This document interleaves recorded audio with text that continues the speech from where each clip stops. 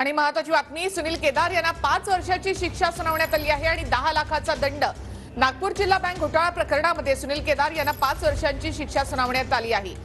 सुनील केदार यांना 5 वर्षांची शिक्षा आणि दंडही ठोठावण्यात आलाय। नागपूर जिल्हा बँक घोटाळा प्रकरणात सुनील केदार यांना दोषी ठरवण्यात आलं आणि त्यानंतर त्यांना 5 वर्षाची शिक्षा सुनावण्यात आली आहे। 5 वर्ष शिक्षा आणि 10 लाखांचा दंड सुनील केदार यांना ठोठावण्यात आलाय। दंड न भरल्यास 1 वर्ष अतिरिक्त शिक्षा होणार आहे। तर नागपूर बँक घोटाळा प्रकरणामध्ये नागपूर जिल्हा बँक घोटाळा प्रकरणात सुनील केदार यांना दोषी ठरवण्यात आलेला आहे। सुनील केदार यांना 5 वर्षांची शिक्षा आणि 10 लाखांचा दंड ठोठावण्यात आलाय। नागपूर बँक घोटाळा प्रकरणामध्ये सुनील केदार यांच्यासह आणखी काही जणांना दोषी ठरवण्यात आलेला आहे। नागपूर जिल्हा बँकेमध्ये घोटाळा झाला त्यावेळेला सुनील केदार त्या ठिकाणी तत्कालीन अध्यक्ष होते। सुनील केदार यांना 5 वर्षांची शिक्षा आणि 10 लाखांचा दंड ठोठावण्यात आलाय।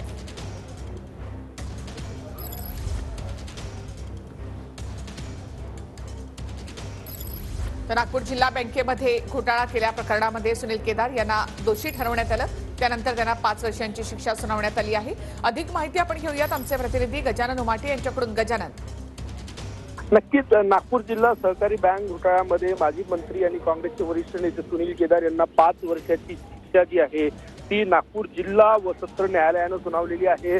21 वर्षानंतर या प्रकरणाचा निकाल जो आहे तो लागला। आज सकाळी जेव्हा सुनावणी झाली त्यावेळेस सुनील केदार यांना दोषी ठरवण्यात आलं होतं आणि आता जेव्हा शिक्षा सुनावण्यात आली काही वेळापूर्वी त्यात सुनील केदार यांना 5 वर्षाची शिक्षा जी आहे ती सुनावण्यात आलेली आहे।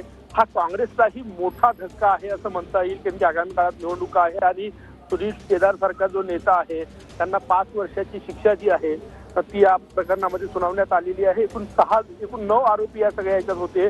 6 आरोपींना दोषी ठरवण्यात आलं होतं, 3 आरोपी जे आहे ते निर्दोष ठरवण्यात आले होते आणि सगळ्यात महत्त्वाचं म्हणजे सुनील केदार यांना 5 वर्षाची शिक्षा जी आहे ती सुनावण्यात आलेली आहे। धन्यवाद गजानन। नागपूर जिल्हा बँक घोटाळा प्रकरणात एकूण 6 जण दोषी ठरवण्यात आले, त्यामध्ये सुनील केदारही होते। सुनील केदार त्यावेळेला तत्कालीन अध्यक्ष होते बँकेवर आणि त्यानंतर सुनील केदार यांना आता 5 वर्षांची शिक्षा सुनावण्यात आली असून 10 लाखांचा दंड सुनावण्यात आला आहे।